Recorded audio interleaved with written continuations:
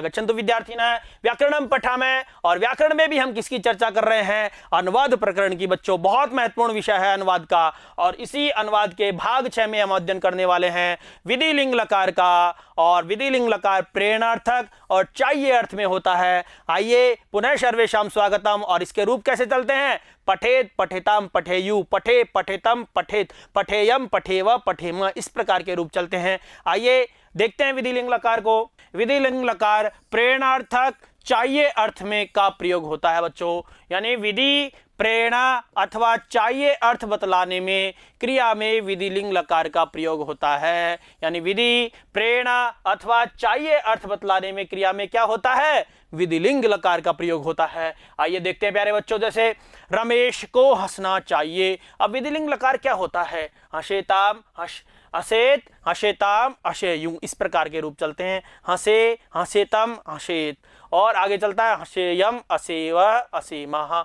पठेत, पठेताम, पठेयु, पठे, पठेतम, पठेत, पठेयम, पठेव, पठेम, इस प्रकार के रूप चलते हैं बच्चों। जैसे रमेश को हंसना चाहिए, तो रमेश को यानी रमेश, रमेशः हंसना चाहिए का क्या बनेगा? हसेत, रमेशः हसेत। उस प्रकार से उन दोनों को हंसना चाहिए, यानी किसी का नाम आ गया, यह आ जाता सह हसेत, यानी वह हंसना चाहिए, वह हंसना चाहिए। उन दोनों को हंसना चाहिए, क्या होगा इसका? उन दोनों का क्या होगा? तौ हसेताम। उसी प्रकार से उन सब को हंसना चाहिए, उन सब की क्या बनेगी संस्कृत?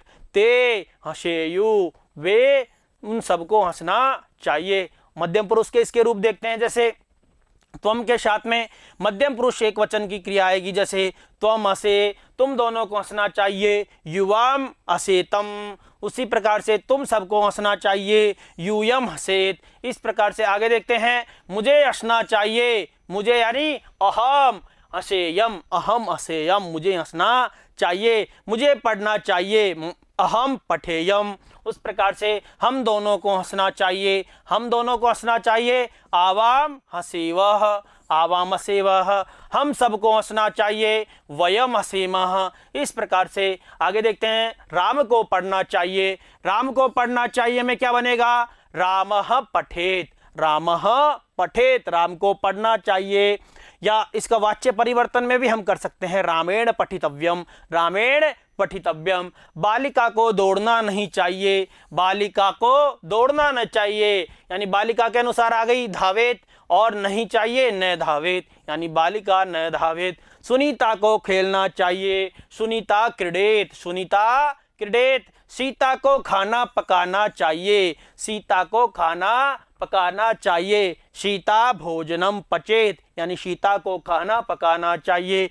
उन दोनों को यानी तौ फल खाने चाहिए, फलानी खादे ताम, यानी उन दोनों को फल खाने चाहिए। उसी प्रकार से देखो, जैसे उन दोनों को वहां नहीं जाना चाहिए, उन दोनों को वहां नहीं जाना चाहिए कि क्या बनेगी? तौ, तौ तत्र न गच्छताम, यानी उन दोनों को वहां नहीं जाना चाहिए। और कहा है उन सबको तुम्हारे साथ होना चाहिए, उन सबको तुम्हारे साथ होना चाहिए, तो क्या बनेगा?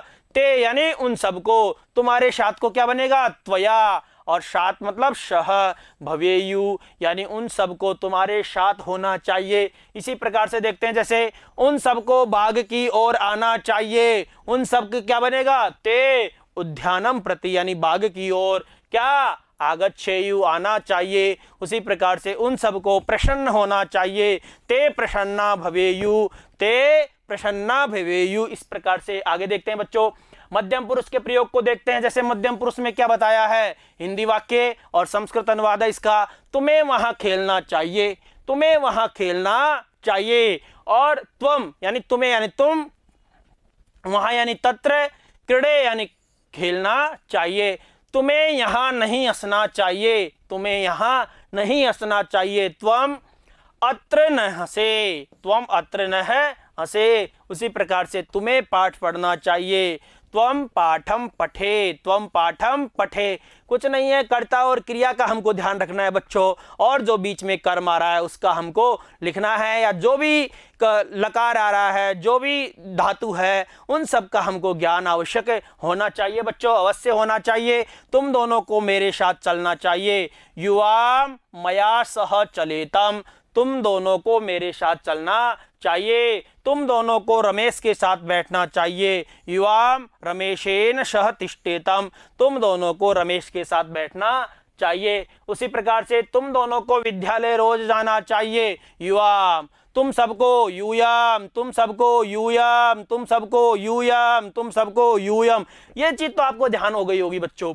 इसके अलावा इसके अनुसार क्रिया आएगी बस, गच्छेतम, युवाम के अनुसार गच्छेतम, यानी तुम दोनों को विद्यालय रोजाना जाना चाहिए। युवाम विद्यालयम प्रतिदिनम गच्छेतम। उसी प्रकार से तुम सबको सुबह जल्दी उठना चाहिए। यूयम प्रातः शीघ्रम उत्तिष्ठेत, यानी तुमको सबको सुबह जल्दी उठना चाहिए। तुम सबको घर से समय पर आना चाहिए। तुम सबको घर से कैसे आना चाहिए? समय पर आना चाहिए। यूयम गृहात् समये आगच्छेत, उसी प्रकार से तुम सबको मेरे साथ होना चाहिए। यूयम मया स भवेत, यूयम मया स भवेत, यानी मेरे साथ। तुम सबको, यानी यूयम क्रोध नहीं करना चाहिए, क्रोधम न कुर्यात, तुम सबको क्रोध नहीं करना चाहिए। उसी प्रकार से उत्तम पुरुष का प्रयोग देखते हैं बच्चों। उत्तम पुरुष के प्रयोग में क्या है? मुझे हमेशा पढ़ना चाहिए। अहम सदा पठेयम, अहम सदा पठेयम, मुझे हमेशा पढ़ना चाहिए बच्चों। मुझे याचकों को दान देना चाहिए।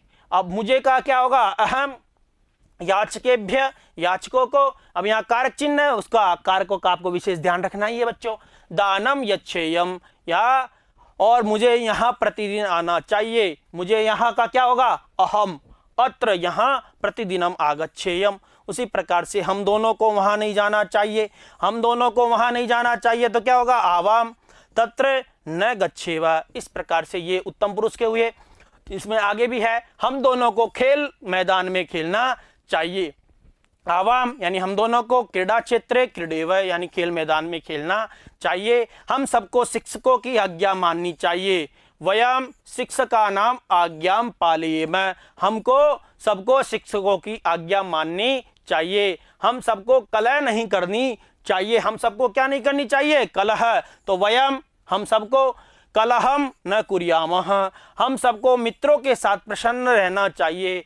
वयम मित्रैः सह प्रसन्ना तिष्ठेम, हम सबको मित्रों के साथ में प्रसन्न रहना चाहिए। इस प्रकार के अनुवाद हुए बच्चों। तो इस प्रकार से हमारा जो ये विधिलिंग लकार का भाग था, इसमें हमने विधिलिंग, जो विधिलिंग मतलब इसमें हमने वो प्रयोग देखे, जैसे जो धातु रूप होती है विधिलिंग लकार में, उनका किस प्रकार से प्रयोग होता है। इनमें हम अधिकतर कर्ता और क्रिया में अशुद्धियां करते हैं बच्चों, और इसके अलावा बाकी चीजें तो कारकों के अनुसार सही हो जाती है। तो हम इनको अशुद्धियों को नहीं करेंगे, ऐसी मेरी आशा है और मेरा विश्वास है। इसी के साथ ही आपका ये भाग पूर्ण होता है। धन्यवादः, नमो नमः, पुनर्मिलामः।